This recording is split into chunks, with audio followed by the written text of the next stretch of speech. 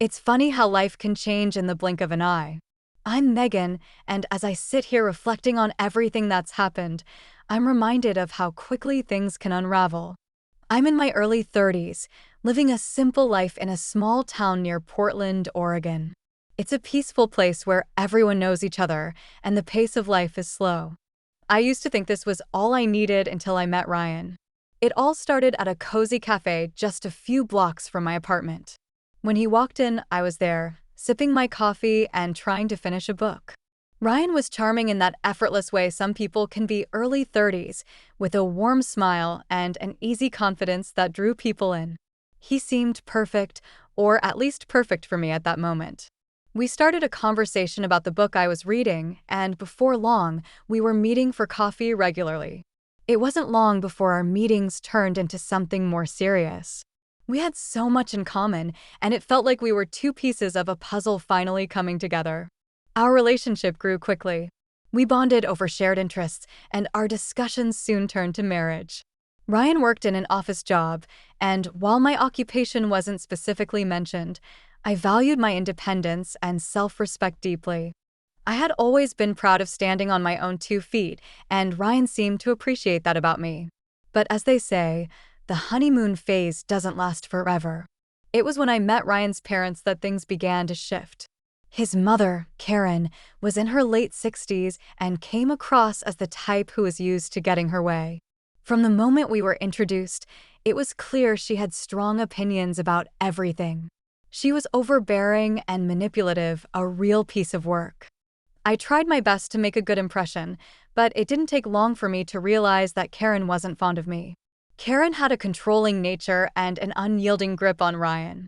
She was obsessed with maintaining control over him and, of course, protecting the family's wealth. During one of our meetings, she insisted that we sign a prenuptial agreement before we could even think about marriage. Ryan and I discussed it, and although I was hesitant, I agreed. The prenuptial agreement had a clause that stipulated that if either of us cheated, the offending partner would have to pay $770,000. I was willing to accept this to make Ryan and Karen happy, even though the idea of it left a bad taste in my mouth. Little did I know this agreement was just the beginning of the problems to come. As Ryan and I settled into our life together, Karen's interference only grew worse. She focused relentlessly on our struggles to conceive a child. Her constant criticism wore me down and began to erode my self-esteem. It felt like no matter what I did, I couldn't escape her harsh judgment. Ryan, unfortunately, didn't stand up for me.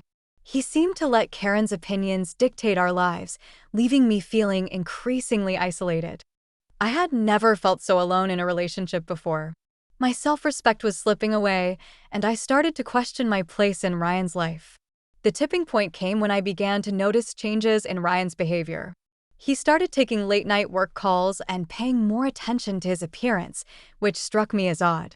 My suspicions grew, and I couldn't ignore the growing unease in my gut. That's when I decided to hire a private investigator. It was a desperate measure, but I needed to know the truth. The investigator's report was devastating. Ryan was having an affair. I felt shattered, but instead of confronting him right away, I decided to keep the information to myself and plan my next move carefully. I was determined not to let Ryan or Karen see me as a pushover. It wasn't just Ryan's betrayal that hurt, it was the realization that Karen was part of this betrayal, too. I overheard a conversation between them one evening, and it was like a punch to the gut. They were discussing how they could use me to fund an expensive birthday gift for Karen and then discard me. I was nothing more than a pawn in their scheme. That's when I knew I had to take control of the situation, so I started making my plans. I knew that if I wanted to get out of this mess and come out on top, I needed to be strategic. The more I thought about it, the more I realized that I wasn't going to let Ryan and Karen get away with treating me like this. Little did they know their actions had set the stage for a dramatic turn of events. The road ahead was going to be challenging, but I was ready to reclaim my life and show them that I was stronger than they ever thought. It's strange how a single conversation can change everything. That evening, when I overheard Ryan and Karen plotting their plan to use me for Karen's birthday gift, I felt a surge of clarity. I wasn't just a victim in this situation, I was someone who could take control and turn things around. I just had to be smart about it. Ryan and I continued our daily routines, but the tension was palpable. I kept the investigators' findings close to my chest, using every ounce of willpower to avoid confronting him. My resolve was to make sure my exit would be as powerful as it was calculated. I needed to hit them where it would hurt the most, and that meant waiting for the right moment. Karen's 72nd birthday was approaching, and I knew this would be my chance. It would be the perfect opportunity to set my plan in motion. I decided to host a grand dinner at one of Portland's most luxurious restaurants. It would be a night of elegance and extravagance, a night that would end with a bang, literally and metaphorically. As the day of the birthday dinner drew nearer, I was meticulous in my preparations. Every detail was accounted for: the menu, the seating arrangement, and the timing. I wanted everything to be perfect. Ryan and Karen, unaware of my plan, were focused on their excitement. Karen was particularly looking forward to the event, basking in the attention and luxury of the evening. Ryan seemed particularly proud, showing off how well he had arranged the evening. I played my role perfectly, looking every bit the supportive wife, though inside I was a storm of anticipation. As the evening drew to a close, Ryan took the floor to make an announcement. The guests fell silent, their curiosity piqued. With Karen at his side, Ryan looked at me and said, "Megan and I have decided to part ways. We're getting a divorce." His voice was steady, but I could see the anxiety behind his eyes. Karen's face was a mask of faux sympathy, though I could sense the glee behind her composed expression. The room erupted in murmurs, but I remained calm. I had prepared for this moment. As we left the restaurant, I made sure Ryan and Karen would be left with the bill. Earlier in the evening, I had blocked access to our shared bank account, making sure they were stuck with the $25,000 restaurant bill. It was a small but satisfying act of revenge. Once we were outside, I put my plan into action. I had a folder with me containing the divorce papers and a copy of the prenuptial agreement. Ryan's confusion was evident when I handed them over. The prenuptial agreement clearly stated that if either party was unfaithful, they would owe the other $770,000. Ryan's face went pale as he read the document. "What is this, Megan?" he asked, his voice trembling. "Consider it a parting gift," I replied coolly. "I've had enough of your lies and manipulation." Karen tried to intervene, but I could see the panic in her eyes. "Megan, you don't need to do this," she said, her voice desperate. "Let's talk about this." I ignored her. "I've made my decision," I said firmly. "I'm leaving, and you'll have to deal with the consequences." The look of disbelief on Ryan's face was something I would never forget.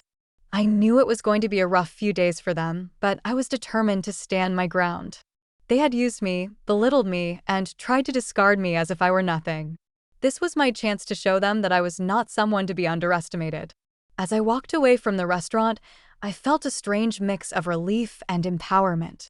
The next morning, I knew I had to confront Ryan and Karen with the reality of their situation. They would have to come to terms with the fallout of their actions and the financial burden I had imposed upon them. I was ready for whatever came next, knowing that my actions had set the stage for a new chapter in my life. The journey wasn't over, but I had taken the first crucial step in reclaiming my power and my dignity. The road ahead would be challenging, but I was determined to face it with the strength and resolve I had rediscovered within myself. The morning after Karen's birthday dinner was one of the most surreal moments of my life. I had managed to turn the tables, but the reality of what lay ahead started to sink in. Ryan and Karen were left reeling from the shock of the divorce papers and the $770,000 I was entitled to. I knew they'd be desperate, but I was resolute. This was my moment to reclaim my life and dignity. I decided to confront them at their home, where the tension would be palpable. As I drove over to their house, my mind raced with thoughts of what I might face. Ryan might try to convince me to drop the case, and Karen would undoubtedly attempt to manipulate me further, but I was prepared for their pleas. I had made up my mind and was not going to be swayed. When I arrived, I could see Ryan pacing anxiously in the front yard. Karen stood beside him, her face a mask of feigned calm. They looked up as I approached, and I could see the mix of anger and desperation in their eyes. "Megan, we need to talk," Ryan said, his voice strained. "This isn't necessary. We can work something out. I took a deep breath and met his gaze firmly. I don't think there's anything left to discuss, Ryan. I've made my decision. The prenuptial agreement is clear, and I'm entitled to this $770,000 due to your infidelity. Karen, trying to maintain her composure, stepped forward. Megan, please, this is not the time for harsh decisions. We can come to an arrangement, can't we? Let's sit down and discuss this reasonably. I shook my head. There's nothing to negotiate. I've already consulted my lawyer and everything is in order. I'm not changing my mind. Ryan's face grew darker. You're ruining everything for us, Megan. You know this will cause a lot of trouble. You're going to regret this. I remained calm. If you think I'm going to regret standing up for myself after all the lies and manipulation, you're mistaken. I'm done being a pawn in your games. The confrontation didn't last long. They were frustrated and out of options, but their attempts to sway me only made me more resolute. I handed them a copy of the divorce papers and the prenuptial agreement once more, just to make sure there was no misunderstanding. I could see the reality hitting them as they read through the documents. Ryan's face was a mix of shock and anger, while Karen's eyes darted nervously. They knew they were facing a significant financial burden, and it was clear they were worried about their future. Before leaving, I made it clear that I was moving forward with my life and that they should do the same. This is my final decision, I said. I'm leaving this chapter behind and starting a new one. I hope you both find a way to move on, but I won't be part of your lives any longer. I walked away feeling a weight lift off my shoulders. The sense of closure was bittersweet, but it was the beginning of a new journey. I knew that I had made the right choice and that my actions were justified. The road ahead was uncertain, but I was prepared to face whatever came next with the strength I had found within myself. The financial settlement wasn't just about the money, it was about taking back my power. I had endured too much and sacrificed too much to let myself be sidelined by Ryan and Karen's schemes. Their attempts to use me for their benefit had only fueled my determination to succeed on my terms. As I settled into my new life, I focused on the positive changes I could make for myself. The journey wasn't easy, but I was ready to embrace the future with a renewed sense of purpose. The confrontation was over, but the lessons learned would stay with me forever. It's strange how quickly life can change. After such a dramatic shift, when I finally left Ryan and Karen behind, I felt a mixture of relief and apprehension. The days following our confrontation were a whirlwind of activity as I finalized the divorce and prepared to start fresh. The $770,000 settlement gave me the financial freedom I needed to carve out a new life, but it was the emotional liberation that mattered most. My priority was to find a new home. I wanted a place where I could rebuild my life and truly feel at peace. After weeks of house hunting, I stumbled upon a charming little house on the outskirts of Portland. It wasn't extravagant, but it was cozy, surrounded by a beautiful garden and a sense of tranquility that I had longed for. When I moved in, it felt like stepping into a new chapter of my life. The small house quickly became my sanctuary. I spent hours planting flowers, setting up my favorite furniture, and making it truly mine. Gardening became a new passion, something that allowed me to focus on the present and forget the chaos of my past. I had heard rumors about Ryan's new relationship and the trouble he was facing, but I made a conscious effort to stay away from the gossip. My priority was to focus on my well-being and embrace the simple pleasures that came with my newfound independence. Occasionally, I'd hear snippets of information from old acquaintances, but I chose to ignore them. My peace of mind was worth more than any of the drama I had left behind. Life in my new home was fulfilling. I enjoyed quiet mornings with coffee on the porch, afternoons tending to my garden, and evenings reading or working on small projects. The stability I found in my routines was comforting. I had finally managed to separate myself from the toxic influences of Ryan and Karen and was able to focus on what made me truly happy. One day, while I was working in the garden, I thought back on everything that had led me here. The betrayal, the manipulation, and the emotional turmoil had been overwhelming, but they had also made me stronger. I realized that I had emerged from the experience with a deeper understanding of myself and a renewed sense of self-respect. As I reflected on the past, I was grateful for the strength I had found to stand up for myself and make the difficult decisions necessary for my well-being. The journey had been far from easy, but it had taught me invaluable lessons about self-worth and resilience.